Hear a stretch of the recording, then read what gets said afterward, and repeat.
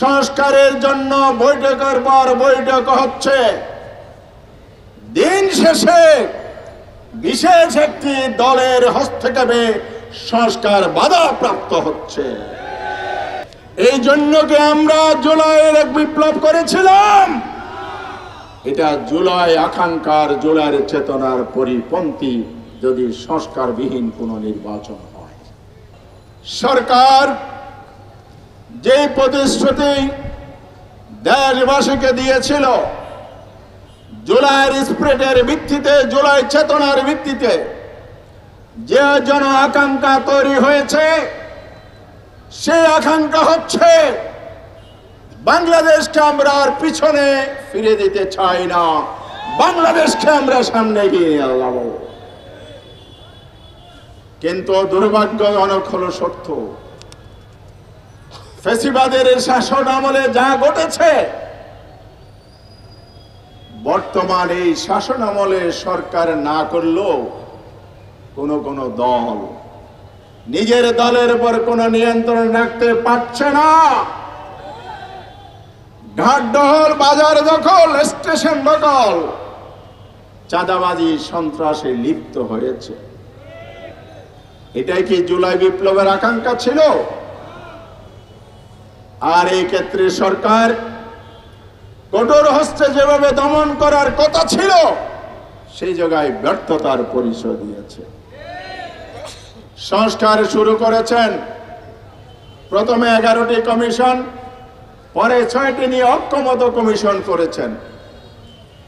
দীর্ঘ 3 মাস ধরে আজকে সংস্কারের জন্য বৈঠকের পর বৈঠক হচ্ছে, দিন শেষে বিশেষ একটি দলের হস্তক্ষেপে সংস্কার বাধাপ্রাপ্ত হচ্ছে। ওয়ালটন এখন দেশের সীমানা পেরিয়ে পৌঁছে গিয়েছে 50টিরও বেশি দেশে। ওয়ালটন, ঘরে ঘরে, বিশ্বজুড়ে। আমরা লক্ষ্য করেছি, সরকার জুলাই ঘোষণাপত্র দিয়েছে, 5ই আগস্ট 25 সালের বর্ষপূর্তি উপলক্ষে।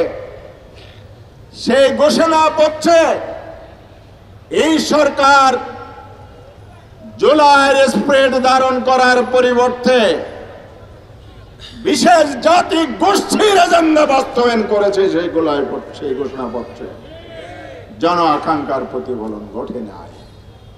শাপলা চত্বরের গণহত্যার উল্লেখ নেই, পিলখানার সেনা হত্যার কথা উল্লেখ নেই, শেখ হাসিনার আমলে গুম খুন, জুডিশিয়াল কিলিং এর কথা উল্লেখ নেই। আমরা জামাত ইসলামের পক্ষ থেকে এই ঘোষণাপত্র সংশোধনের দাবি করেছি, সরকারের ব্যাপারে কোনো উদ্যোগ নেয় নাই। আমরা ঐক্যমত্য কমিশনে সরকারকে সহযোগিতা দিয়েছি, অনেকে রাজপথে মহড়া দিয়ে সিটি কর্পোরেশন দখলের জন্য মাসের পর মাস রাজপথ বন্ধ করে রেখেছে। আমরা সরকারকে সহযোগিতা দিয়েছি। সরকার তার দায়িত্ব পালনকালে সময়ে সময়ে আইন শৃঙ্খলা চ্যালেঞ্জের মুখে পড়েছে, জামাত ইসলামী পাশে দাঁড়িয়েছে। দুর্ভাগ্য হলো সত্য, যেই সরকার কমিটমেন্ট দিয়েছিল জুলাই সনদ করবে ঐক্যমতের ভিত্তিতে, 84টি বিষয়ে ঐক্যমত হয়েছে। কিছু কিছু বিষয়ে ডিসেন্টে গেছে, নোট অফ ডিসেন্ট দিয়েছে 2-1টি দল। আমরা সরকারকে বলেছে, আপনারা কি কোন দলকে সন্তুষ্ট করার জন্য 18 কোটি মানুষের আকাঙ্ক্ষাকে ধূলিসাৎ করবেন,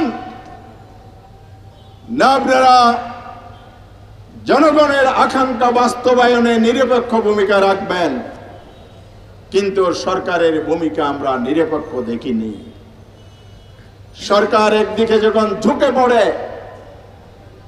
জনগণের কাছে প্রতিশ্রুতি যখন বাস্তবায়ন না করে, কোন পদক্ষেপ যখন দৃশ্যমান না হয়, তাহলে সেই জায়গায় জনগণের কাছে আশা ছাড়া আর কোনো বিকল্প থাকে না। আমরা এই জন্যই বলেছি, সংস্কার আমাদের দলীয় এজেন্ডা নয়। সংস্কার জন আকাঙ্ক্ষার বাস্তবায়ন। সংস্কার না করা হচ্ছে জুলাই স্পিরিটকে প্রত্যাখ্যান করার শামিল। এই জন্য সরকারকে তার প্রতিশ্রুতি বাস্তবায়ন, জুলাই আকাঙ্ক্ষার বাস্তবায়ন, বাংলাদেশের জনগণের আকাঙ্ক্ষা বাস্তবায়নের জন্য অবিলম্বে জুলাই সনদের কার্যক্রম সমাপ্ত করতে হবে আর জুলাই সনদকে আইনি ভিত্তি দিতে হবে। আইনি ভিত্তি যদি না দেন কি হবে? রাজনৈতিক দলগুলোর স্বাক্ষরিত 84 বিষয়ে একটি সনদ হবে, সেই সনদ হবে কাগজি সনদ। সেই সনদ যদি আইনি ভিত্তি না পায়, বাস্তবায়ন না হয়, তার ভিত্তি যদি ফেব্রুয়ারিতে নির্বাচন না হয়, তাহলে নির্বাচনটি হবে ফ্যাসিবাদের আমলের রাষ্ট্র কাঠামোর যে আইন কানুন ছিল তার ভিত্তিতে নির্বাচন। এই জন্য কি আমরা জুলাইয়ের এক বিপ্লব করেছিলাম? এটা জুলাই আকাঙ্ক্ষার, জুলাইয়ের চেতনার পরিপন্থী যদি সংস্কারবিহীন কোনো নির্বাচন